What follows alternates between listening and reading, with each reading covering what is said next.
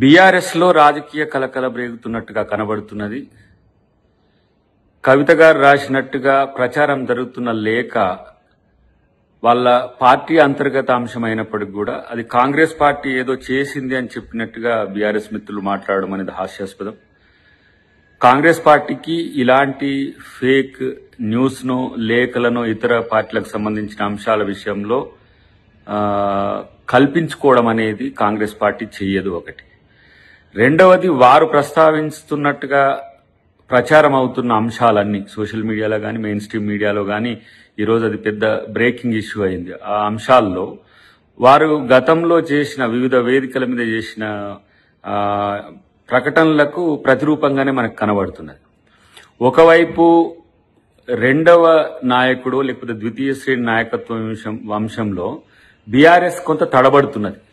కొడుకునా అల్లున్నా అనే దాని దగ్గరనే తడబడుతున్న క్రమంలో తన అస్తిత్వం అనేది, రాజకీయ అస్తిత్వం అనేది ప్రశ్నార్థకం అవ్వడమా లేకపోతే ప్రత్యామ్నాయ ఏర్పాట్లు కవిత గారు చూసుకోవడమా అనే దిశగా చర్చలు జరుగుతున్నాయి ఈ మధ్య కాలంలో. సో వరంగల్ సభ దానికి వేదికగా కావడం అనేది ఇప్పుడు వాళ్ళ మధ్యన చిచ్చు రేగుతున్నట్టుగా కనబడుతున్నది. కాబట్టి దాన్ని కాంగ్రెస్ పార్టీ ఏదో ప్రచారం చేస్తున్నది లేకపోతే కాంగ్రెస్ పార్టీ దాన్ని లీక్ చేసిందని చెప్పడం అనేది మాత్రం ఒక ఇంత ఆశ్చర్యాన్ని కల్పిస్తున్నది. వరంగల్ సభలో ప్రస్తావించాల్సిన అంశాలతో పాటు పార్టీ బీఆర్ఎస్ గా మారినాక బీజేపీతో కొనసాగిస్తున్న స్నేహపూరిత వాతావరణం కావచ్చు, బీజేపీతో వ్యవహరించాల్సిన అంశాల విషయంలో కూడా ప్రస్తావన వచ్చింది. కాబట్టి బీజేపీ తనను జైల్లో పెట్టిందనే భావన కూడా కలిసి ఉంటది. తర్వాత భావన బామ్మార్జిన అనే దగ్గర బామ్మార్జి కొరకు తగ్గినట్టు కనిపించిన తన కోసం ఎవరూ లేరు అనే ఆలోచనతోని తన తండ్రితోనే తనకున్న అంతర్గత అంశాలు చెప్పుకోలేక లేఖ రాసే దిశగా ఈరోజు అంతరం పెరిగిందా అనే ఆలోచన మాత్రం ఒకంత ఆలోచింపజేసేది. అన్నిటికంటే ముఖ్యంగా ఈరోజు బీఆర్ఎస్ లో గాని బీజేపీలో గాని అంతర్గత పోరు మూడు ముక్కలాటగా కొనసాగుతున్నది. సో దాన్ని కాంగ్రెస్ పార్టీకి అంటగట్టాలని చూడడం అనేది దుర్మార్గం. ఎప్పుడు కూడా కాంగ్రెస్ పార్టీ ఈ తరహా రాజకీయాలను ప్రోత్సహించలేదు. మా పార్టీలో ఉండే అంతర్గత వైరుధ్యాలనే అటు బీజేపీ ఇటు బీఆర్ఎస్ వాడుకొని మమ్మల్ని చీల్చే ప్రయత్నం చేసినా అందరం ఏకతాటి మీదకి వచ్చి ఈరోజు ఈ రాష్ట్రంలో అధికారంకి వచ్చినాం.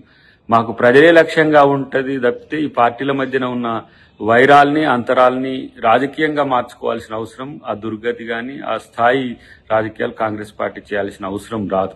చాలా రోజుల నుంచి జరుగుతున్న చర్చ ఏంది, కవిత ఒంటరైందా అనేది చాలా రోజుల నుంచి రాజకీయ వర్గాల్లో జరుగుతున్న చర్చ, లేదంటే మీడియాలో లేదంటే సోషల్ మీడియాలో యూట్యూబ్లలో జరుగుతున్న చర్చకు ఊతమిచ్చే విధంగా లేఖ రాసింది లేకపోతే రాయబోయింది లేకపోతే అది నోట్ ఏది వివిధ మార్గాల్లో తయారు చేయడానికి కూడా ఈ రూపం ఎంచుకున్నది అని ఒక చర్చ అయితే సర్వత్రా వస్తున్న క్రమంలో ఇలాంటి అంశాలకు నేరుగా అది కవిత గారే సమాధానం చెప్తే తెలుస్తుంది.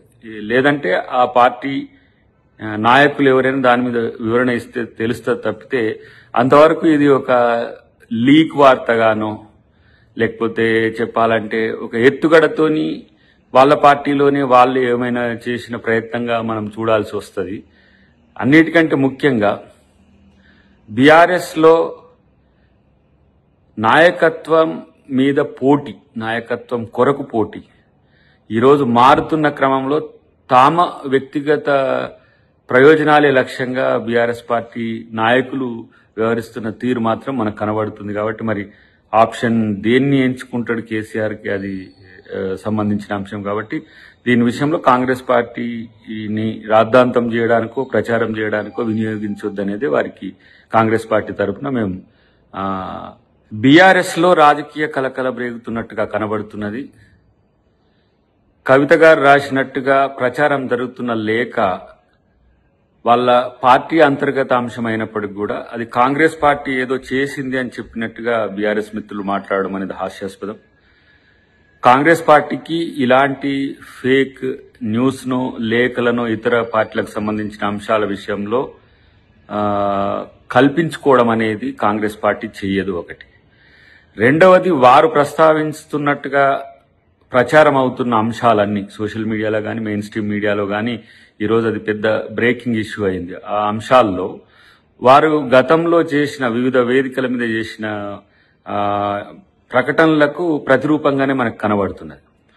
ఒకవైపు రెండవ నాయకుడు లేకపోతే ద్వితీయ శ్రేణి నాయకత్వం వంశంలో బీఆర్ఎస్ కొంత తడబడుతున్నది.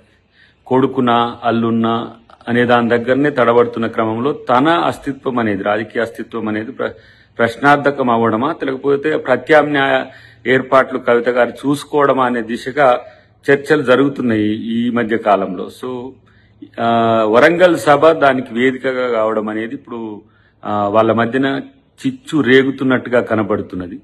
కాబట్టి దాన్ని కాంగ్రెస్ పార్టీ ఏదో ప్రచారం చేస్తున్నది లేకపోతే కాంగ్రెస్ పార్టీ దాన్ని లీక్ చేసిందని చెప్పడం అనేది మాత్రం ఒక ఇంత ఆశ్చర్యాన్ని కల్పిస్తున్నది. వరంగల్ సభలో ప్రస్తావించాల్సిన అంశాలతో పాటు పార్టీ బీఆర్ఎస్ గా మారినాక బీజేపీతో కొనసాగిస్తున్న స్నేహపూరిత వాతావరణం కావచ్చు, బీజేపీతో వ్యవహరించాల్సిన అంశాల విషయంలో కూడా ప్రస్తావన వచ్చింది. కాబట్టి బీజేపీ తనను జైల్లో పెట్టిందనే భావన కూడా కలిసి ఉంటది.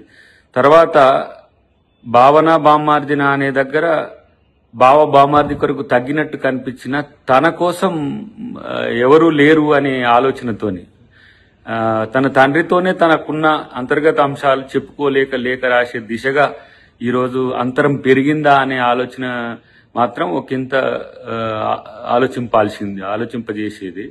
అన్నిటికంటే ముఖ్యంగా ఈరోజు బీఆర్ఎస్ లో గాని బీజేపీలో గాని అంతర్గత పోరు మూడు ముక్కలాటగా కొనసాగుతున్నది. సో దాన్ని కాంగ్రెస్ పార్టీకి అంటగట్టాలని చూడడం అనేది దుర్మార్గం. ఎప్పుడు కూడా కాంగ్రెస్ పార్టీ ఈ తరహా రాజకీయాలను ప్రోత్సహించలేదు. మా పార్టీలో ఉండే అంతర్గత వైరుధ్యాలనే అటు బీజేపీ ఇటు బీఆర్ఎస్ వాడుకొని మమ్మల్ని చీల్చే ప్రయత్నం చేసినా అందరం ఏకతాటి మీదకి వచ్చి ఈరోజు ఈ రాష్ట్రంలో అధికారంకి వచ్చినాం. మాకు ప్రజలే లక్ష్యంగా ఉంటది తప్పితే ఈ పార్టీల మధ్యన ఉన్న వైరాల్ని అంతరాల్ని రాజకీయంగా మార్చుకోవాల్సిన అవసరం, ఆ దుర్గతి గాని ఆ స్థాయి రాజకీయాలు కాంగ్రెస్ పార్టీ చేయాల్సిన అవసరం రాదు.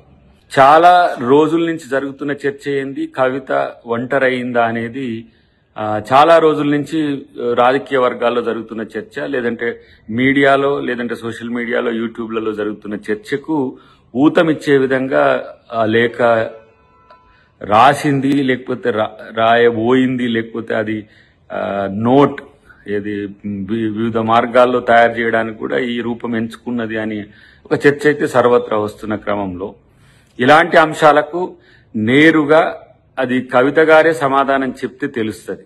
లేదంటే ఆ పార్టీ నాయకులు ఎవరైనా దాని మీద వివరణ ఇస్తే తెలుస్తుంది తప్పితే అంతవరకు ఇది ఒక లీక్ వార్తగానో లేకపోతే చెప్పాలంటే ఒక ఎత్తుగడతోని వాళ్ళ పార్టీలోనే వాళ్ళు ఏమైనా చేసిన ప్రయత్నంగా మనం చూడాల్సి వస్తుంది. అన్నిటికంటే ముఖ్యంగా బీఆర్ఎస్ లో నాయకత్వం మీద పోటీ, నాయకత్వం కొరకు పోటీ ఈరోజు మారుతున్న క్రమంలో తామ వ్యక్తిగత ప్రయోజనాలే లక్ష్యంగా బీఆర్ఎస్ పార్టీ నాయకులు వ్యవహరిస్తున్న తీరు మాత్రం మనకు కనబడుతుంది. కాబట్టి మరి ఆప్షన్ దేన్ని ఎంచుకుంటాడు కేసీఆర్కి అది సంబంధించిన అంశం. కాబట్టి దీని విషయంలో కాంగ్రెస్ పార్టీని రాద్ధాంతం చేయడానికో ప్రచారం చేయడానికో వినియోగించొద్దనేది వారికి కాంగ్రెస్ పార్టీ తరఫున మేము